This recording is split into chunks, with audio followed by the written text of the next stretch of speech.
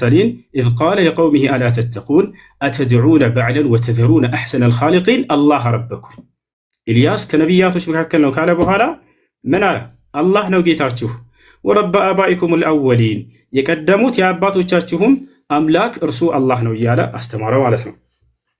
ይህ ነው እንግዲህ ነብያቶች አምላክ አላህ Subhanahu Wa Ta'ala እንድናመልክ እንዲሁም እርሱን አሳውቀውናል። ይህ ሰው ግን እግዚአብሔር ብሎናል። ነብያቶች እግዚአብሔር ብለው ያስተማሩበት ቦታ እንዳው ካለ ከመጽሐፉ ላይ ያሳየናል። ልክ እኔ ከመጽሐፌ ላይ አላህ ብለው እንዳስተማሩ በመጽሐፉ ላይ እግዚአብሔር ብለው ያስተማሩበትን እነዚህ ነብያቶች ያሳየናል ማለት ነው። ገብቷችኋል? ይህ ነው። ሌላኛው ነገር ካነሳው መካከል ስለ መጀመሪያ ላይ ገና ሲገባ ጊዜ ምን ብሏል? እዚህ ጋር ተነበረ የሙሐመድ ጌታ ሰይጣን ነው ማለት ነው ብሏል። የሆነን ሐሳብ አንስቶ ያም ምንድን ላይ ነው የሚገኘው? ነቢያችን ሰለላሁ ዐለይሂ ወሰለም መጀመሪያ አስተምሮታቸውን ጀምሮ አካባቢ ላይ ሰይጣንህ ትቶሃል ብለው በተናገሩ ጊዜ መካ ከሃዲያኖች ያንን አስመልክቶ የሱ የራሱን ሐሳብ ምን አለ? ስለዚህ የሙሐመድ ጌታ ሰይጣን ነው ማለት ነው አለ። አሁን እኔ የምጠይቅህ ያንን የተነገረውን ሐዲስ ታወጣና እርሱ ላይ ሙሐመድ ሰይጣን ነው የተባለበትን ቃል ታሳየናለህ ወይንም ችግር የለውም እዛውም ላይ አይኖር ከሌለ ከሊቃውንቶች መካከል አንድ ሊቅ ይሄ ሐዲስ የሚያስረዳው ስለዚህ የሙሐመድ ጌታ ሰይጣን ነው ማለት ነው ያለ አንድ ታሳየናለህ። ልክ አንተ እንደተናገርከው ማለት ነው።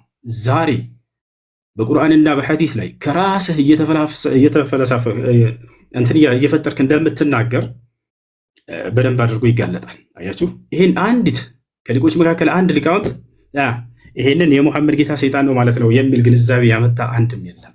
ይሄንን ልታመጣ እፈልጋለሁ፣ እጠብቅሃለሁ አሁን እንድታመጣ። ያን ማስረጃ ስታመጣ ጊዜ ወደ ቀጣዩ ትሄዳለህ። ሌላው ነገር እንዲህ ከራስህ እንትን ባትል መልካም ነው። አላህ ሰይጣን ነው ምናምን የሚል ቃል ከሊቃውንቶች እንዲህ ብለዋል ብለህ ከዚህ በኋላ አስከትል ከራስህ አትናገር። ሽፎይ ያለውን ነገር ቁርአንና ሐዲስ ላይ ተናገር፣ ችግር የለውም። ያ ነው እና አላህ ስለዚህ የሙሐመድ ጌታ ሰይጣን ነው ማለት ነው ያሉበትን አሁን ቶሎ እንድታሳየኝ እፈልጋለሁኝ። የመጀመሪያውን ያወጣው ሐዲስ ላይ አስመልክቶ ከሊቃውንቶች መካከል አንድ ሊቅ እንደዛ ብሎ የፈሰረ ወይንም የተረጎመ ሰጥቻለሁ። 20 ሰከንድ መቀጠል ትችላለህ። ቀጥል እፎይ። እናመሰግናለን።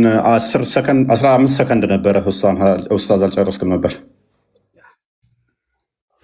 መጠቀም አልፈለግም ትለቅሷ to be fair